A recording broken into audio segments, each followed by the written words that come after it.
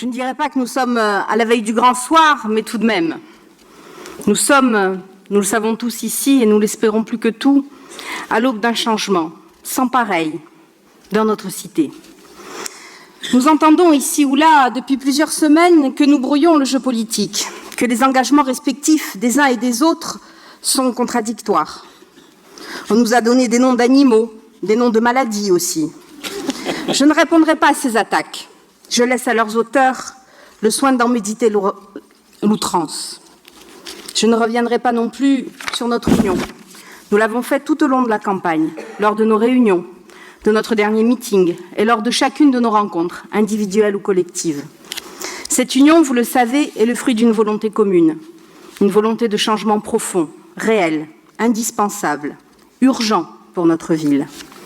Ce soir, je ne vais pas parler de notre projet, d'autres l'ont fait ici. Ce soir, je veux parler d'engagement et d'héritage, car depuis quelques jours, nos adversaires évoquent leurs origines dans un débat municipal. Bien entendu, je ne conteste à personne le droit d'évoquer des hommes que nous respectons tous infiniment, car ils étaient infiniment respectables. Nous avons tous un héritage personnel, une culture familiale, des hommes et des femmes dont nous sommes fiers et que nous n'oublions pas.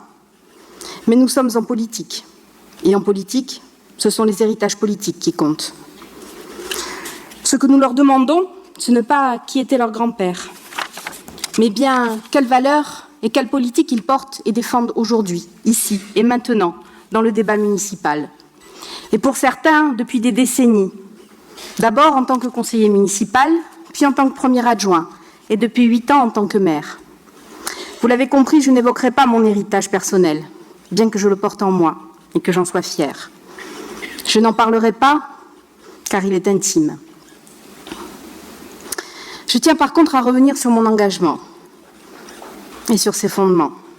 Et vous verrez qu'il ne prend pas sa source ni en Corée du Nord, ni en Chine populaire, mais bien ici, à Porto Vecchio, dans son histoire. Et je vais commencer par une anecdote que certains d'entre vous connaissent et qui illustre à mon sens de manière très forte l'histoire des rapports sociaux de notre ville et dont certains en sont encore incontestablement imprégnés. Elle se situe à une époque pas si lointaine où la très féodale cité du sel ne permettait pas aux paysans de rentrer en ville à cheval, portant costume, chapeau et cravate. Seuls les gens, les notables, en avaient le droit. Pourtant, un homme un jour, paysan, habitant d'un hameau de bord de mer, se présenta sur son cheval, portant costume, chapeau et cravate. Bien entendu, l'entrée de la cité lui fut interdite, et on le jeta dehors. Alors, il y revint, une nouvelle fois, sur son cheval, en costume et en chapeau, mais cette fois, il avait mis la cravate à son chien. Eh bien, chers amis, le premier fondement de mon engagement est ici, dans cette histoire de Porto Vecchio, et dans la résistance, la dignité de ce paysan, face à l'injustice et l'inégalité. Non, ni notable, ni privilège. Voilà ce que nous défendons. Seulement des citoyens avec les mêmes droits et les mêmes devoirs. L'histoire a suivi son cours et la Corse a connu, comme toute l'Europe, des heures sombres, avec l'occupation nazie, fasciste, avec la violence et la barbarie que nous connaissons. Pourtant, des hommes et des femmes se sont dressés, là encore, et ont résisté. En Corse, ils étaient non pas exclusivement, mais majoritairement issus du Parti communiste.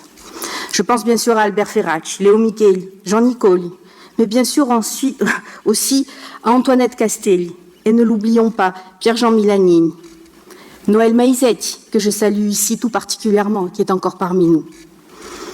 La liste est longue, et vous me pardonnerez de ne pas citer tout le monde.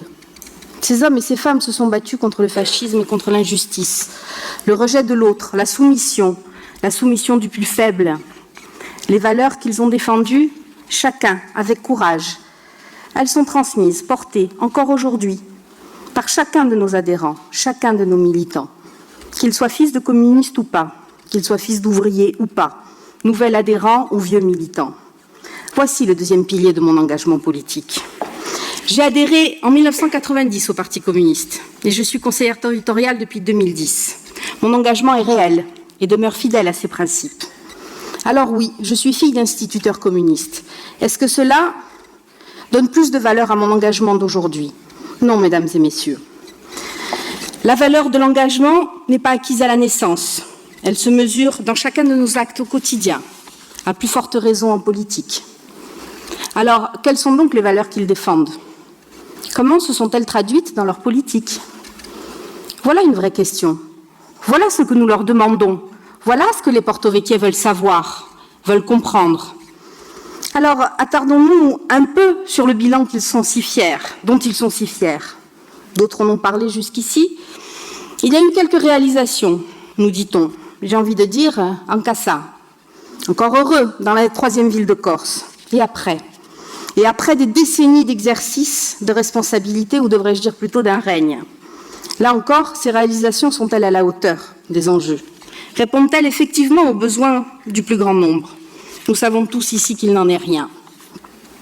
Trop de gens sont laissés sur le bord du chemin. Logement social insuffisant, précarité grandissante, équipements et infrastructures insuffisantes au regard des besoins de la population.